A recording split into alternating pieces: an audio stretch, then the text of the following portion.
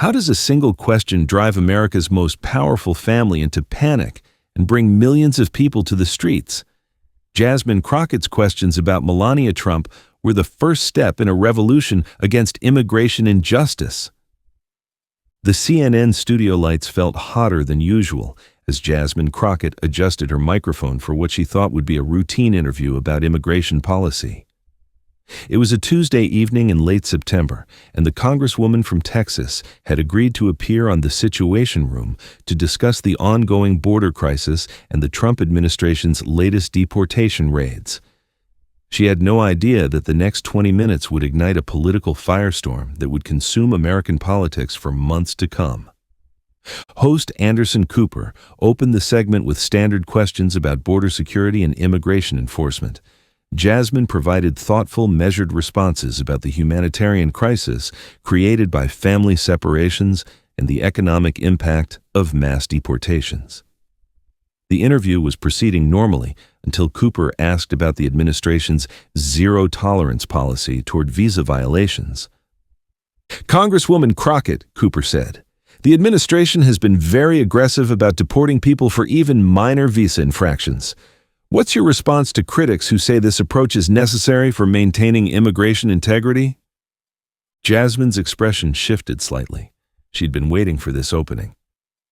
"Anderson, I think we need to talk about what immigration integrity actually means," she began, her voice carrying the precision of someone who had thought deeply about this issue. "This administration has torn apart families, separated children from their parents, and destroyed communities over paperwork errors and technicalities. They've deported veterans, valedictorians, and people who've lived here for decades." She paused, her next words carrying a weight that would soon become clear. "But if we're really serious about applying immigration law equally, if we're really committed to the idea that everyone must follow the same rules, then maybe we should start by examining the immigration history of the people who are making these policies." Cooper sensed something significant was coming. "What do you mean by that?" "I mean," Jasmine said, leaning forward slightly, "that if this administration is going to deport people for questionable visa statuses, inconsistencies in their paperwork, or working without proper authorization, then they should apply those same standards to everyone, including the First Lady." The studio fell silent. Cooper's eyebrows raised slightly, but he maintained his professional composure. "Are you suggesting that First Lady Melania Trump has immigration issues?" "I'm suggesting," Jasmine replied, her voice steady but pointed, "that there are well-documented questions about her early work in the United States, her visa timeline, and how she obtained certain immigration benefits. If we're going to hold a housekeeper in Texas to the letter of the law, then we should hold everyone to the same standard," she continued, her voice gaining strength. "The same administration that's deporting people for working without proper authorization has never adequately explained how Melania Trump was able to work as a model in the mid-1990s before she had legal work authorization. The same administration that's separating families over paperwork discrepancies has never provided a clear timeline of how she went from tourist visa to work visa to permanent residency." Cooper, recognizing the magnitude of what was happening, pressed further. "You're making some very serious allegations about the First Lady's immigration status." "I'm not making allegations," Jasmine said firmly. "I'm asking for the same transparency and accountability that this administration demands from everyone else. If immigrants are being told that any inconsistency in their documentation justifies deportation, then the First Lady should be able to explain the inconsistencies in her own immigration story." The interview continued for another 10 minutes, with Jasmine methodically outlining the various questions that had been raised about Melania Trump's immigration history, questions that had been largely ignored by mainstream media out of a misguided sense of political decorum. She mentioned the timeline discrepancies in Melania's work authorization, the questions about her H-1B visa application, and the unusually fast processing of her permanent residency application. She pointed out that these same kinds of inconsistencies had been used to justify deportations of thousands of other immigrants who didn't have the privilege of being married to a future president. "The hypocrisy is staggering," Jasmine concluded. We have an administration that's built its entire political identity around immigration enforcement, around the idea that no one is above the law, while the First Lady's own immigration story has more holes than Swiss cheese. As the interview ended, Cooper thanked her for her time, but both of them knew that something unprecedented had just occurred. A sitting Congresswoman had directly challenged the immigration legitimacy of a sitting First Lady on national television, using the administration's own enforcement standards as the measuring stick. The reaction was immediate and explosive.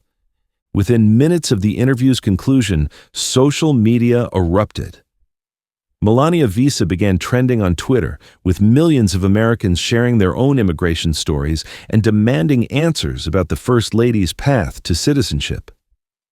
The hashtag #Same Standards for All quickly followed as people pointed out the stark contrast between how ordinary immigrants were treated versus how the First Lady had been handled. Conservative media went into overdrive, with Fox News anchors denouncing Jasmine's comments as disgraceful and un-American. But their attacks felt hollow, particularly when they couldn't provide clear answers to the questions she had raised. More significantly, investigative journalists who had been sitting on questions about Melania Trump's immigration story for years suddenly felt emboldened to pursue stories they had previously considered too sensitive to touch. The Washington Post published a detailed timeline of Melania's immigration history within 48 hours of the interview, highlighting the same discrepancies that Jasmine had mentioned. The New York Times followed with an investigation into her early modeling work and whether it had been properly authorized. Even traditionally conservative outlets like the Wall Street Journal began asking questions about the expedited processing of her permanent residency application. But it was the human response that truly caught the political establishment off guard. Within a week of the interview, spontaneous rallies began forming in cities across the country.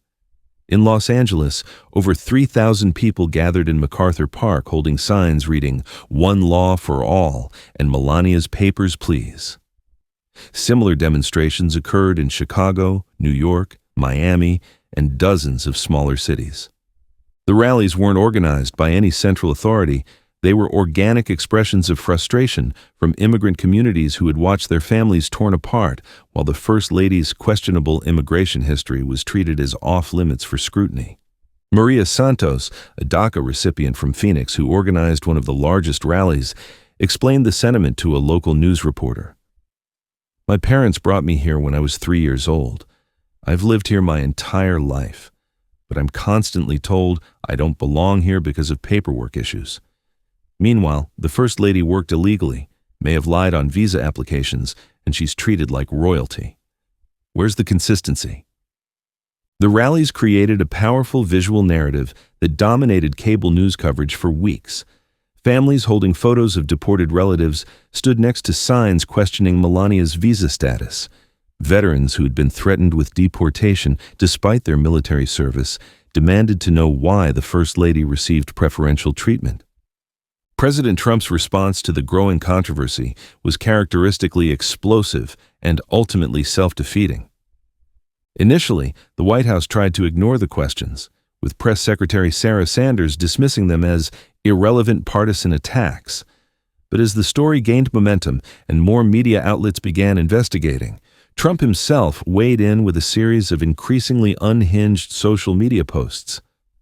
"Nasty Jasmine Crockett is spreading lies about our beautiful First Lady," he tweeted at 3 a.m. on a Thursday morning. "Melania came here legally, unlike millions of others who Democrat Congresswoman Crockett wants to protect. She's a disgrace to Texas." The tweet backfired spectacularly. By calling Melania beautiful in the context of defending her immigration status, Trump inadvertently reinforced the perception that she had received preferential treatment based on her appearance and connections rather than following the same legal processes as everyone else.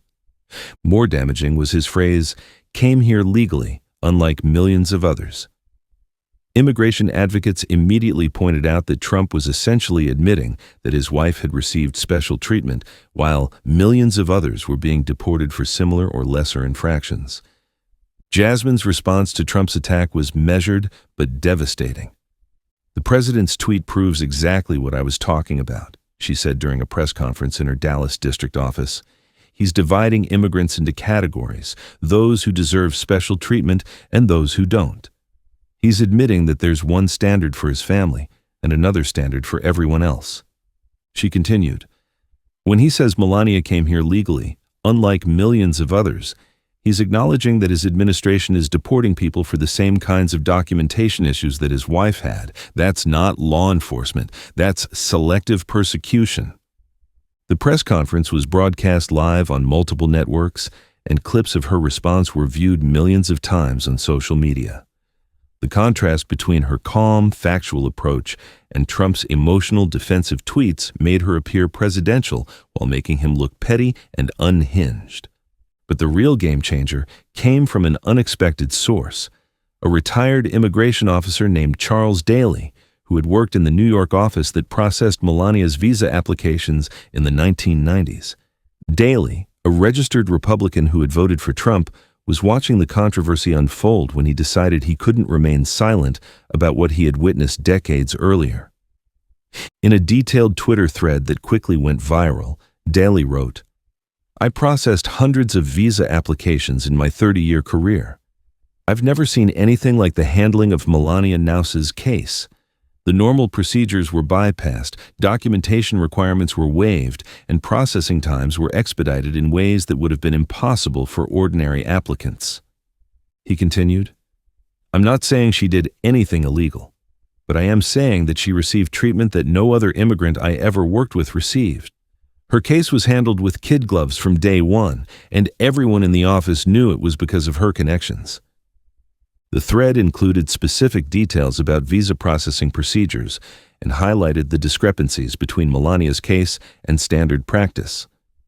Most damaging was Daly's revelation that certain required documents had been overlooked in her case, documents that would have been mandatory for any other applicant.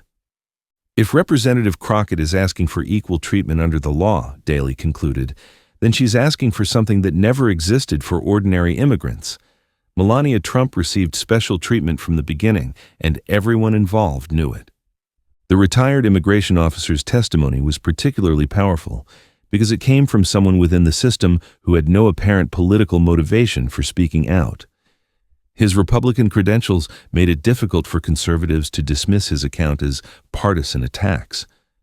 Within days of Daly's Twitter thread, other immigration officials began coming forward with similar stories. A former ICE attorney revealed that he had been instructed to handle the Trump case carefully when processing Melania's permanent residency application.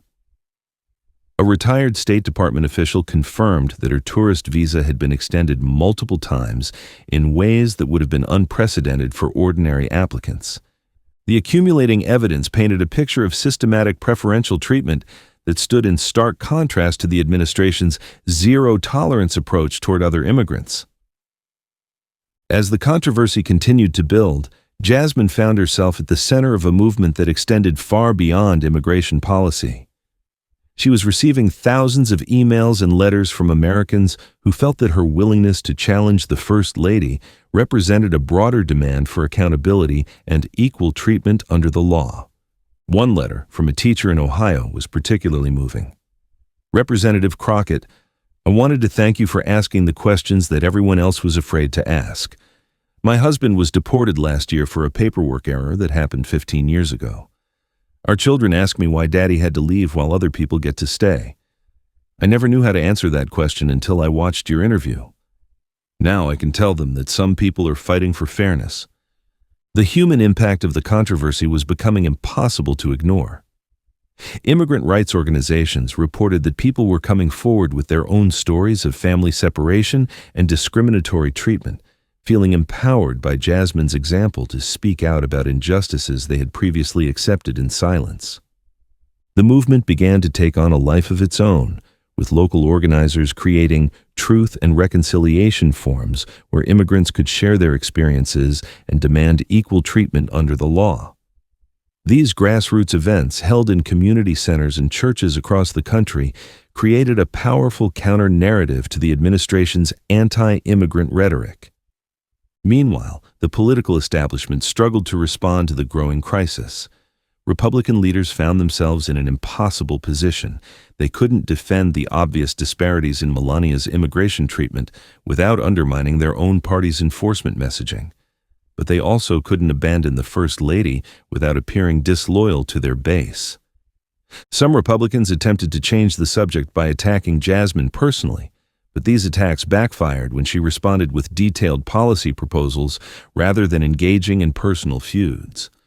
When Senator Ted Cruz suggested that Jasmine was playing identity politics with immigration issues, she responded with a comprehensive immigration reform proposal that addressed the systemic inequalities she had highlighted.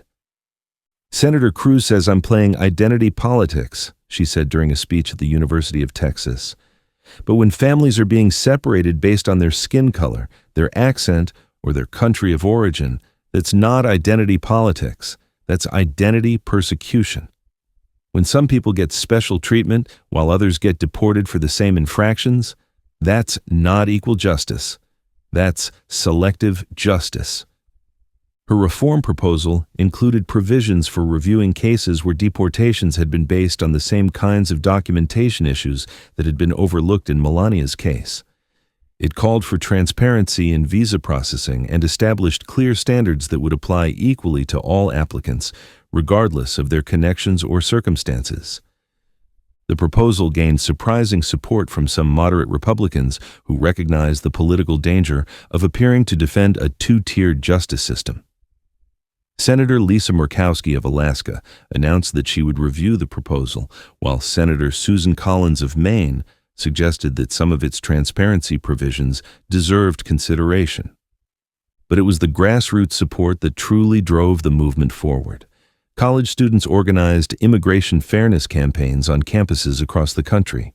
Labor unions began incorporating immigration equality into their political platforms. Even some evangelical Christian groups, traditionally conservative on immigration issues, began questioning whether the preferential treatment of the First Lady was consistent with their values of equal treatment and justice.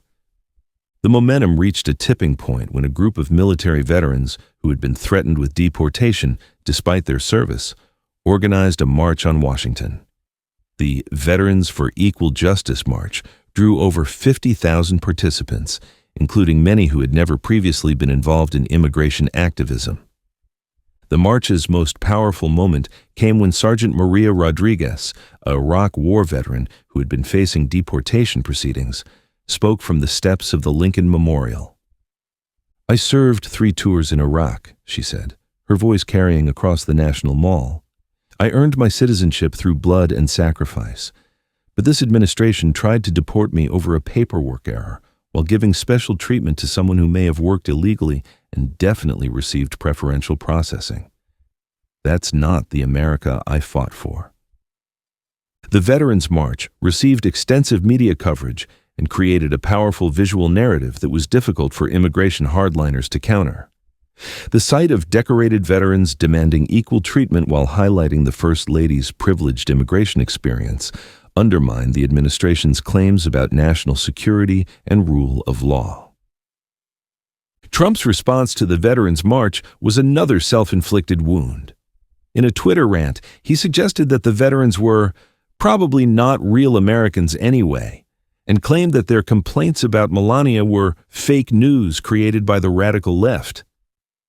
The attack on military veterans was widely condemned, even by many Republican lawmakers who had previously supported the administration's immigration policies. The veterans of foreign wars and the American Legion both issued statements defending the marchers' right to peaceful protest and expressing concern about the president's rhetoric. More significantly, the controversy began affecting immigration enforcement on the ground.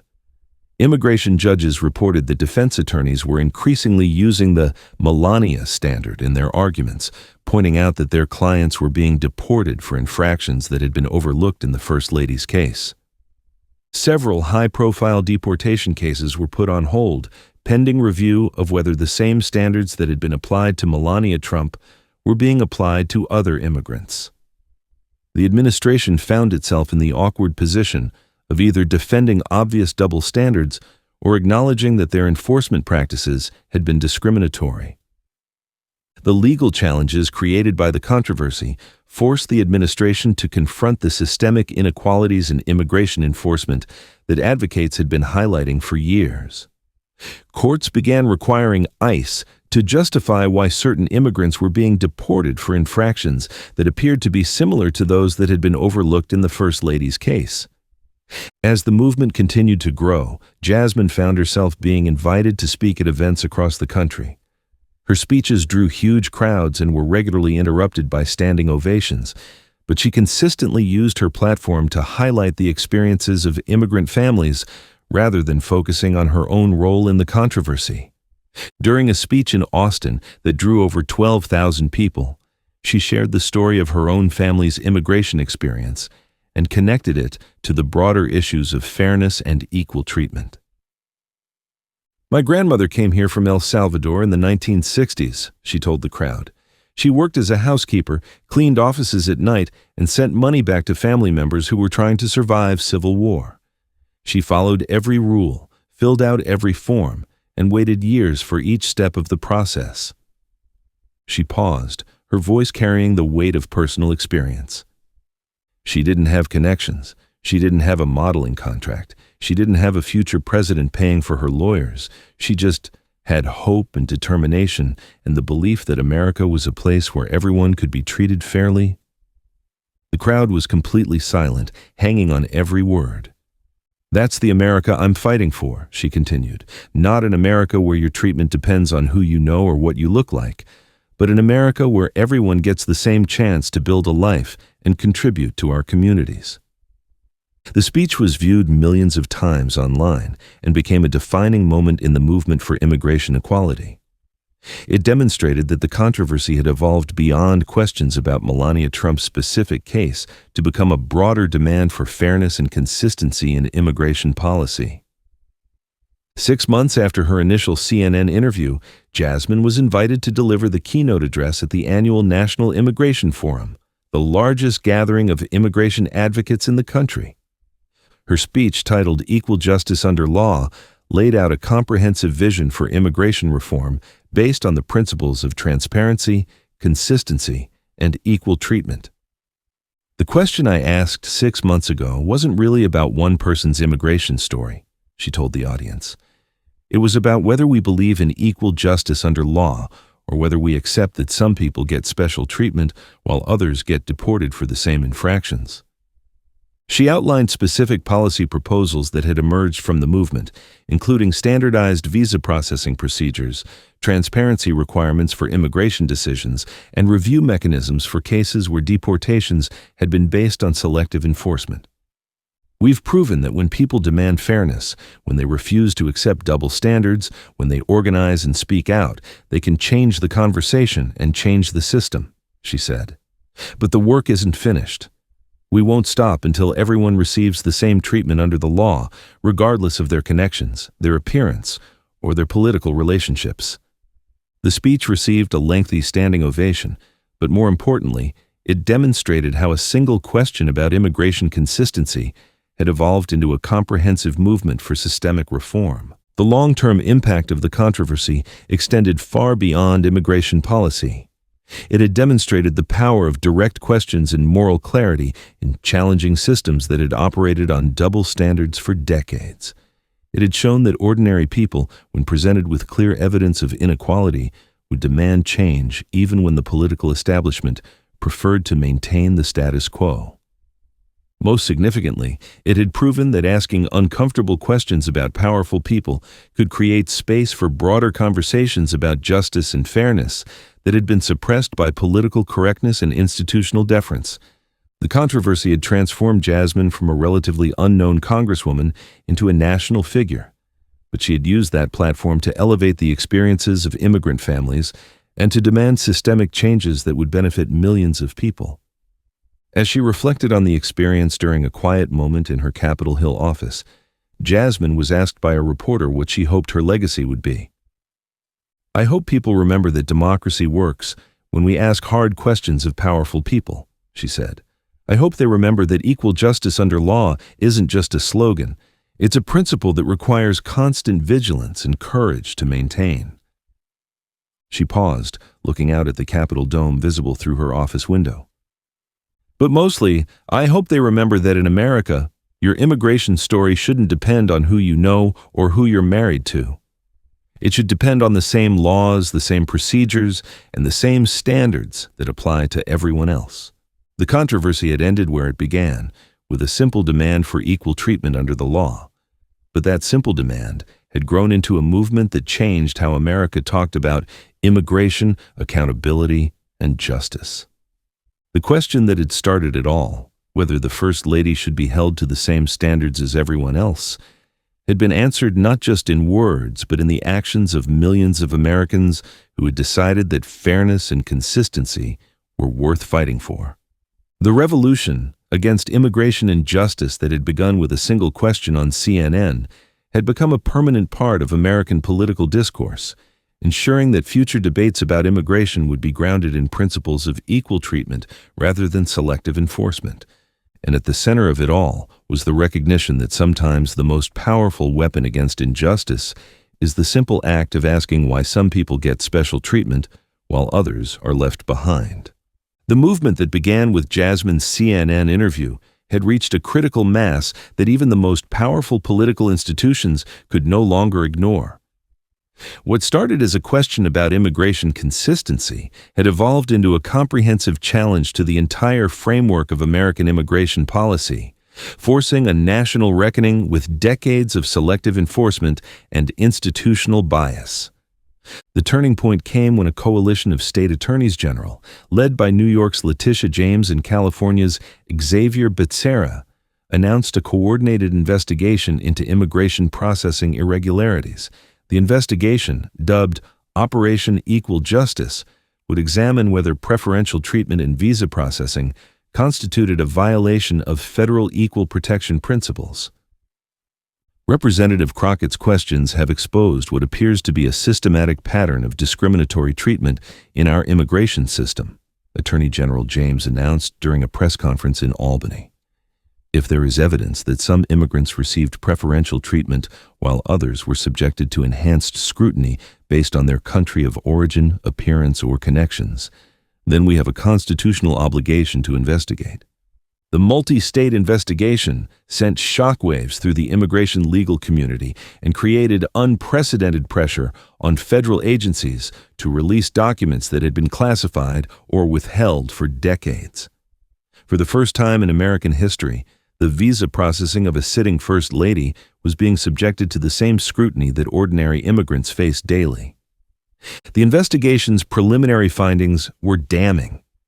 Internal Department of Homeland Security documents revealed that Melania Trump's case had been flagged for executive handling from the beginning, meaning that normal processing procedures had been bypassed and standard documentation requirements had been waived. The documents showed that her application had been processed by a special unit typically reserved for diplomats and high-ranking government officials, not ordinary visa applicants. More troubling were the communications between immigration officials and outside parties during her visa processing. Email chains obtained through subpoena showed that immigration lawyers had been in direct contact with political operatives, providing updates on Melania's case and receiving instructions on how to expedite her applications. One particularly damaging email from a senior immigration official read, "The Knaus case requires special handling. Normal documentation requirements should be considered flexible, and processing timelines should be accelerated. This comes from the highest levels." The revelation that political pressure had been applied to immigration officials decades before Trump's presidency suggested that the preferential treatment extended far beyond the current administration and represented a systematic corruption of the immigration system. Dr. Sarah Chen, a former immigration policy analyst at the Brookings Institution, provided expert testimony to the state investigators that contextualized the significance of these revelations. "What we're seeing is evidence of a two-tiered immigration system that has existed for decades," Dr. Chen explained. While ordinary immigrants faced increasing scrutiny, documentation requirements, and processing delays, certain individuals with political connections or economic resources received treatment that was essentially equivalent to a different legal system entirely. Her analysis showed that the preferential treatment documented in Melania'S case was part of a broader pattern affecting thousands of immigration decisions over multiple decades. Wealthy investors, politically connected individuals, and celebrities had routinely received expedited processing, waived requirements, and favorable interpretations of immigration law that were never available to ordinary applicants. The investigation's findings provided legal ammunition for immigration attorneys across the country who had been arguing that their clients deserved the same treatment that had been provided to the First Lady. Class action lawsuits were filed in federal courts challenging deportation orders based on the Melania standard, arguing that equal protection required consistent application of immigration law. The first major legal victory came in the case of Rodriguez versus United States, where the Ninth Circuit Court of Appeals ruled that selective enforcement of immigration law violated constitutional principles of equal protection. The court's decision specifically cited the preferential treatment documented in Melania Trump's case as evidence of systematic discrimination. When immigration officials apply different standards to different applicants based on their connections, appearance, or country of origin, the court ruled, they create a system of selective justice that is fundamentally incompatible with constitutional principles of equal protection under law. The Rodriguez decision opened the floodgates for similar challenges, with federal judges across the country beginning to question deportation orders that were based on infractions that had been overlooked in the First Lady's case. The legal challenges created a crisis within the immigration enforcement system. ICE officials found themselves unable to defend deportation orders when defense attorneys could point to documented evidence that the same infractions had been ignored in high-profile cases. The agency was forced to implement new guidelines requiring consistent application of immigration law regardless of the applicant's connections or circumstances. Meanwhile, the grassroots movement that had emerged from Jasmine's initial questions continued to grow and evolve. Local organizing committees that had formed around immigration equality began expanding their focus to address other examples of selective justice and institutional bias.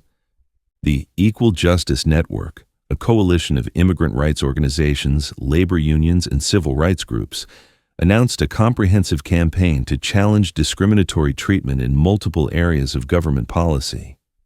The network's founding manifesto, heavily influenced by Jasmine's speeches, declared that equal treatment under law is not a privilege to be granted based on connections or circumstances, but a fundamental right that must be protected and enforced.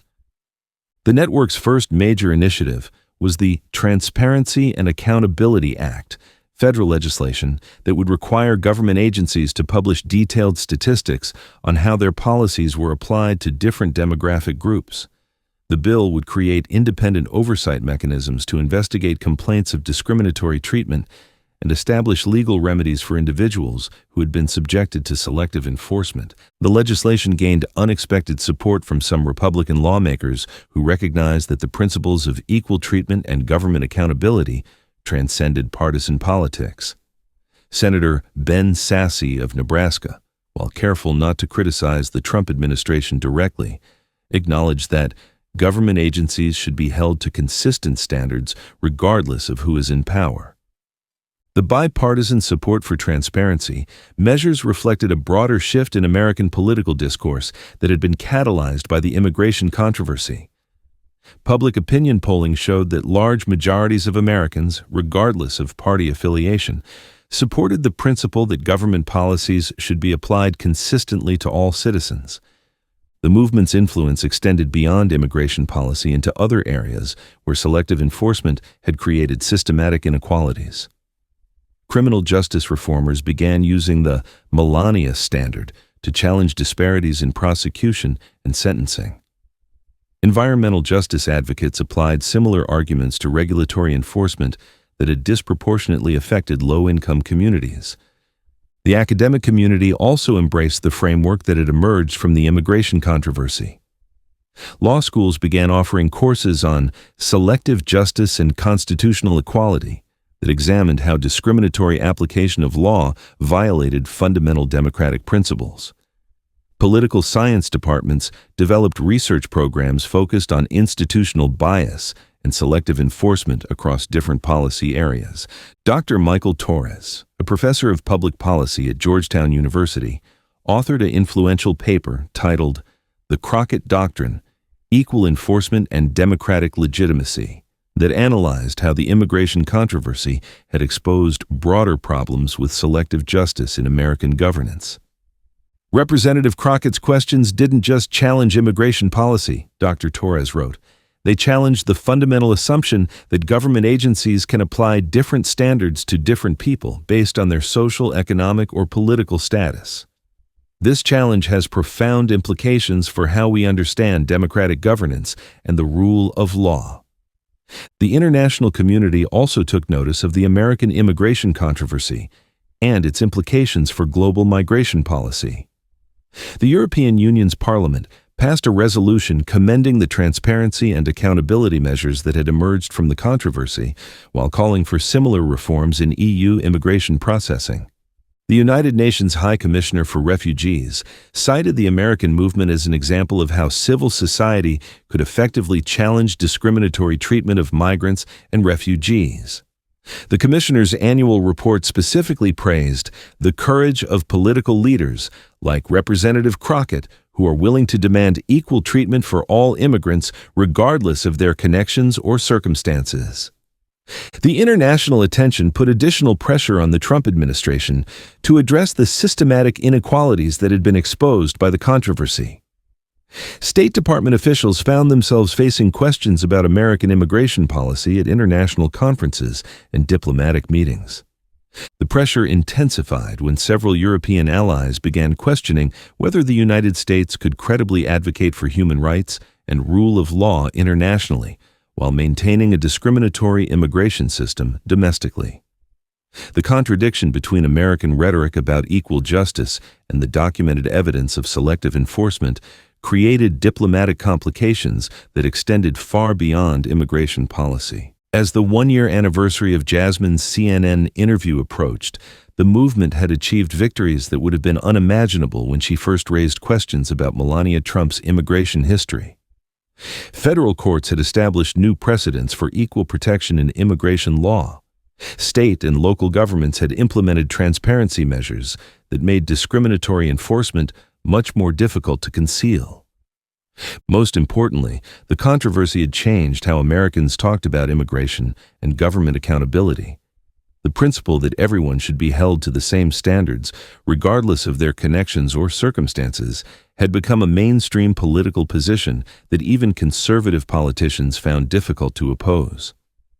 The movement's success was reflected in the 2020 elections, where candidates who supported immigration equality and government transparency won significant victories across the country.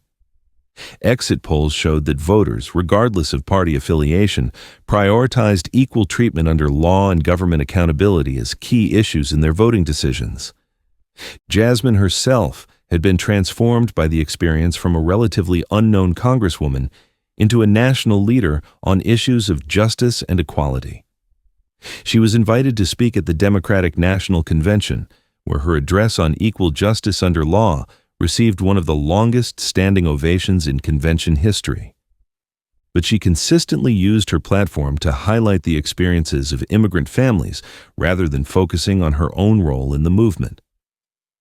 During her convention speech, she shared the story of Maria Santos, the DACA recipient who had organized the Phoenix rally, and announced that Maria would be joining her congressional staff as a senior policy advisor on immigration issues. Maria's story is America's story, Jasmine told the convention audience. She came here as a child, worked hard, contributed to her community, and asked only for the same opportunities that were freely given to others. That's not too much to ask. That's what America is supposed to be about. The gesture of hiring Maria Santos sent a powerful message about the movement's commitment to elevating the voices of immigrant communities rather than simply advocating on their behalf.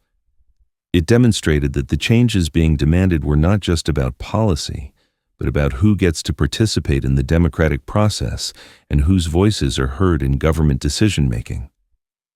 As the movement continued to evolve, it faced new challenges and opportunities. The Biden administration's commitment to immigration reform created openings for implementing the transparency and accountability measures that had emerged from the controversy. But the movement also faced resistance from entrenched interests who benefited from the selective enforcement patterns that had been exposed. The ongoing legal challenges to discriminatory enforcement continued to produce victories, with federal courts consistently ruling that equal protection principles required consistent application of immigration law. The Supreme Court agreed to hear several cases that would determine whether the Melania standard would become a permanent part of American immigration jurisprudence. The movement's influence on American political discourse had become permanent and irreversible. The question that Jasmine had asked on CNN, whether the First Lady should be held to the same standards as everyone else, had evolved into a comprehensive demand for equal treatment under law that extended far beyond immigration policy. Future historians would likely identify the immigration controversy as a turning point in American political development, when the principle of equal justice under law was transformed from a theoretical ideal into a practical demand that shaped policy and politics across multiple areas of government. The revolution against immigration injustice that had begun with a single question had become a permanent part of American political culture, ensuring that future debates about government policy would be grounded in principles of equal treatment and transparent accountability rather than selective enforcement and institutional bias. And at the center of it all remained the recognition that sometimes the most powerful force for social change is the simple act of asking why some people get special treatment while others are left behind, and having the courage to demand better when the answer reveals systematic injustice. Years later, when historians analyzed the pivotal moments that reshaped American immigration policy, they would consistently point to that Tuesday evening CNN interview as the catalyst that transformed a nation's understanding of equal justice. Jasmine Crockett's simple question about applying the same standards to everyone had evolved into a comprehensive reformation of how America approached immigration, accountability, and democratic governance. The ripple effects continued to influence policy debates, legal precedents, and political discourse decades after the initial controversy. Most significantly, it had established the principle that in a democracy, no one, regardless of their power, connections, or circumstances, should be above the law or exempt from the standards applied to everyone else. What do you think about Jasmine Crockett's courage in challenging Melania Trump's immigration hypocrisy? Should all immigrants be held to the same standards, or should some get special treatment based on their connections? Share your thoughts in the comments and let us know what other examples of immigration inequality you've witnessed. Subscribe and hit that notification bell to stay updated on political courage that demands equal justice for all Americans. Your voice matters in holding our leaders accountable.